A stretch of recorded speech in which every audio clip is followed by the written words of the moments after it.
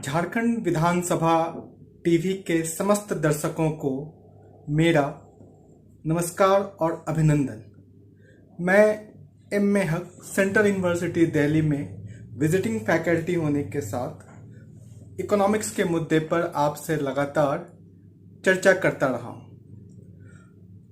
आज हम आपके साथ एक नए प्रकार के बैंक के बारे में चर्चा करेंगे जिसे नियो बैंक कहा जाता है। पिछले एपिसोड में हमने आपके साथ बैड बैंक की चर्चा की और उससे कई पिछले एपिसोड में हमने आपके साथ क्रिप्टो करेंसी या डिजिटल करेंसी के बारे में विस्तार से चर्चा किया।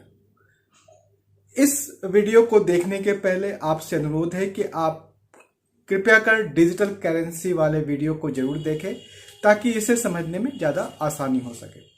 नियो बैंक एक 100% डिजिटल बैंक है और इसके समस्त कार्य तथा प्रक्रियाएं डिजिटली संपन्न होती हैं। इसका कोई भी भौतिक स्वरूप उपस्थित नहीं होता। ये सभी चीजें क्लाउड्स में होते हैं, इंटरनेट और ऑनलाइन के माध्यम से संपन्न किए जाते हैं।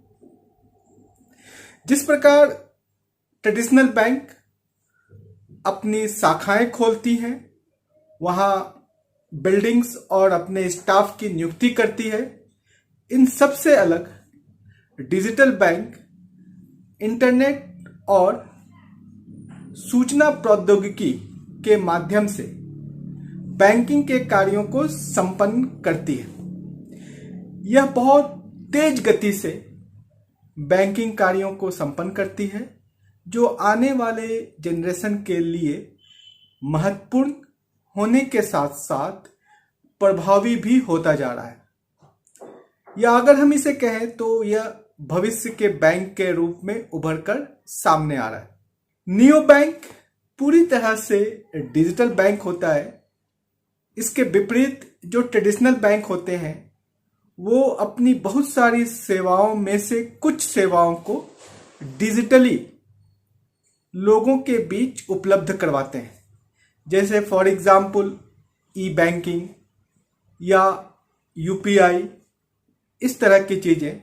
लेकिन अगर आपको वहाँ अकाउंट खोलना हो, आपको अगर जाकर के किसी भी प्रकार का परिवर्तन करवाना हो तो आपको फिजिकली वहां जाना होगा और इसके लिए आपका समय और ऊर्जा दोनों ही नष्ट होते हैं।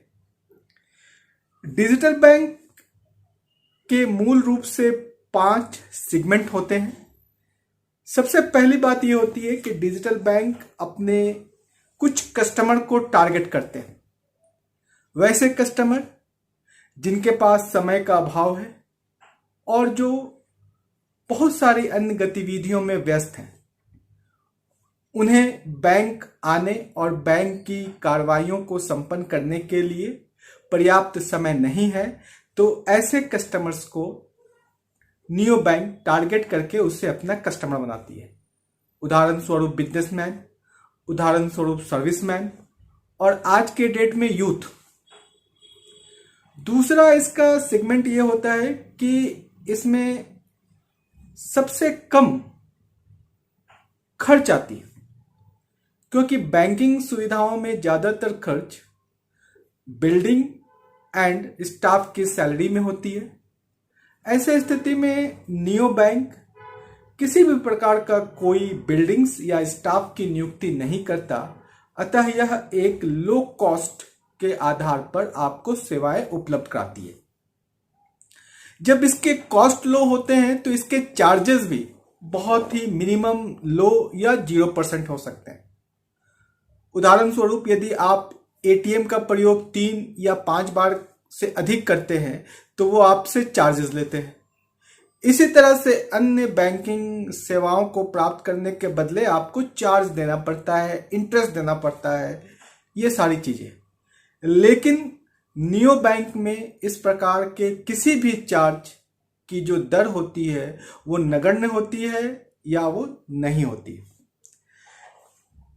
इसके अंदर जो नेक्स्ट सेगमेंट ये होता है कि ये बॉर्न इन क्लाउड होता है। यानी क्लाउड का मतलब है कि ये आपके ऑनलाइन या इंटरनेट पे होता है। इसके लिए किसी भी प्रकार का कोई इंफ्रास्ट्रक्चर की ज़रूरत नहीं पड़ती।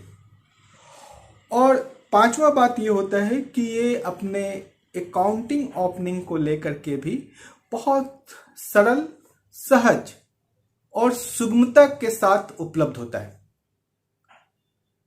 कोई भी व्यक्ति नियो बैंक में अपना अकाउंट खोल सकता है और इसके लिए उसे सिर्फ अपने मोबाइल ऐप में उसके कुछ एप्लीकेशन को डाउनलोड करने होते हैं। जैसे ही आप एप्लीकेशन को डाउनलोड करते हैं, उसके साथ ही नियो बैंक आर्टिफिशियल इंटेलिजेंस का प्रयोग करते हुए आपकी समस्त प्रकार की समस्या और क्वेरीज का त्वरित समाधान करता है।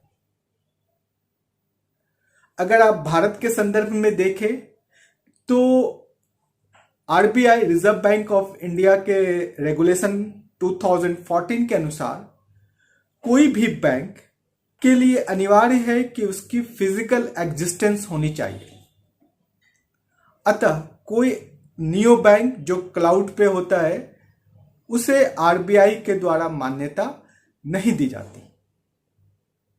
तब ऐसे स्थिति में नियो बैंक की स्थापना भारत में अलग अलग प्राइवेट या सरकारी बैंक के पार्टनर या सहयोग के माध्यम से होता है। ऐसे सरकारी या प्राइवेट बैंक जिसको आरबीआई के द्वारा पहले से ही लाइसेंस मिलता है, नियो बैंक उनके साथ कोलैबोरेशन करती है और अपने कार्यों को आगे बढ़ाने का नियम बनाती है।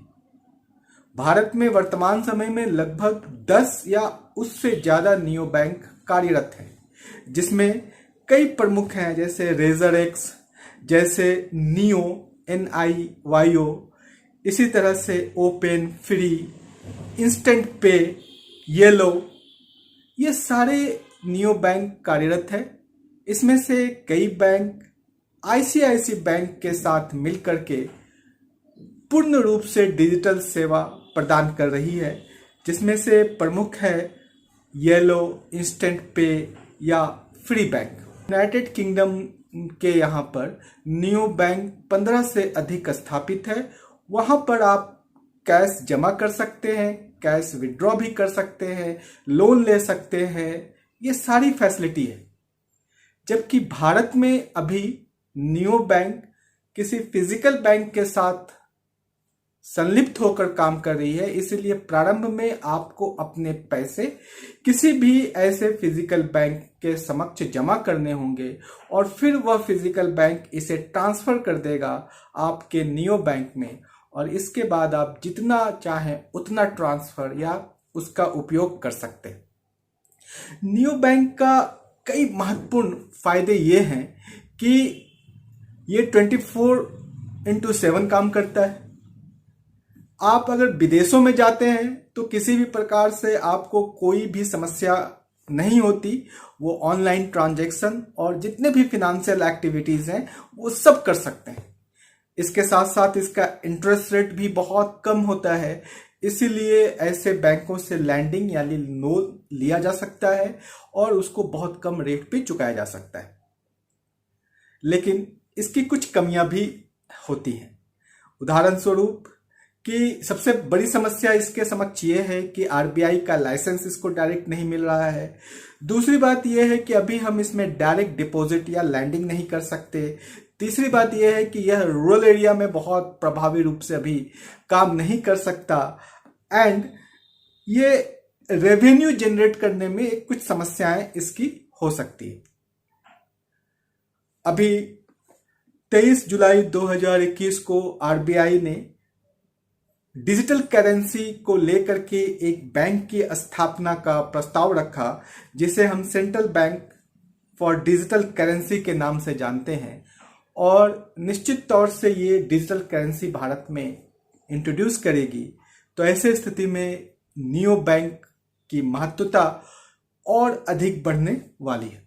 2018 में पूरे विश्व स्तर पर नियो बैंक में लगभग 18.6 बिलियन डॉलर जमा थे और यह आशा की जा रही है कि ये इसकी जो ग्रोथ रेट है वो कंपाउंड इंटरेस्ट के साथ यानी 46.5% के साथ ये ग्रोथ करते हुए 2026 में इसकी जो कुल एसेट होगी वो $394 बिलियन के आसपास होगी। इसलिए अब आप अपने फिनेंशियल एक्टिविटीज और वित्तीय कार्यों को बहुत सरलता के साथ, त्वरित गति के साथ और पूरी सुरक्षा के साथ नियो बैंक से कर सकते हैं। आने वाले समय में आप नियो बैंक का ज़्यादा से ज़्यादा उपयोग करेंगे, यह आशा है, और इसके उपयोग के साथ ही देश की विकास की गति में भी तेजी आएगी। धन्यवाद।